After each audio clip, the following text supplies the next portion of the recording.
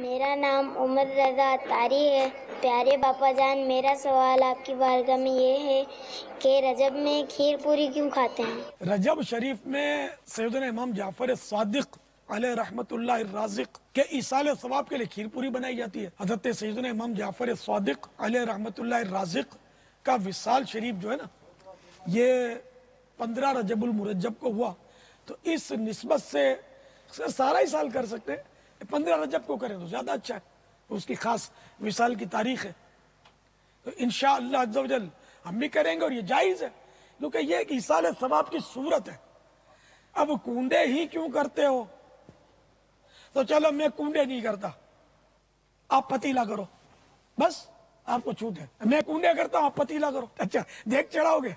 جتنا شہد ڈالو گے اتنا میٹھا ہوگا۔ تو دیگ، پتیلا اور کنڈے کا جھگڑا نہیں ہے، جھگڑا کچھ اور ہے کہ وسوسوں کا شکار ہو جاتے ہیں بیچارے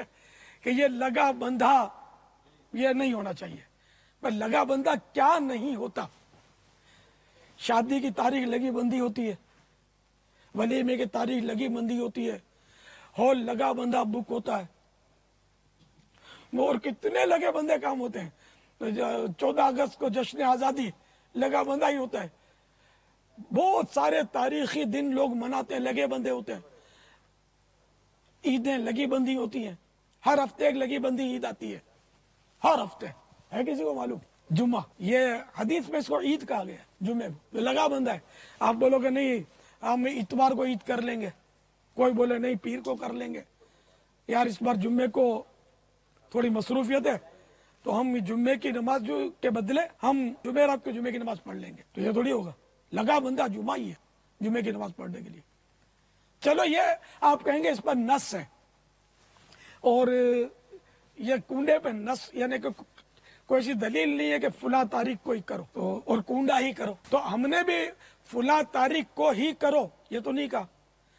اور کنڈا ہی کرو یہ بھی ضروری نہیں ہے، پتیلا کرو، آپ دیکھ کرو، کھیر پوری مت کرو، بریانی کرو، قورمہ روٹی کرو نیاز کی، کچھ بھی مت کرو تو بھی جائز ہے، کچھ نہ کرنا بھی جائز ہے، لیکن جو کرتا ہے اس کو ناجائز کہنا ناجائز ہے، کہ جس کو شریعت نے ناجائز نہیں کہا اس کو کوئی ناجائز کیوں کہے؟ کہ یہ شریعت پر افتراء کرنا ہوا،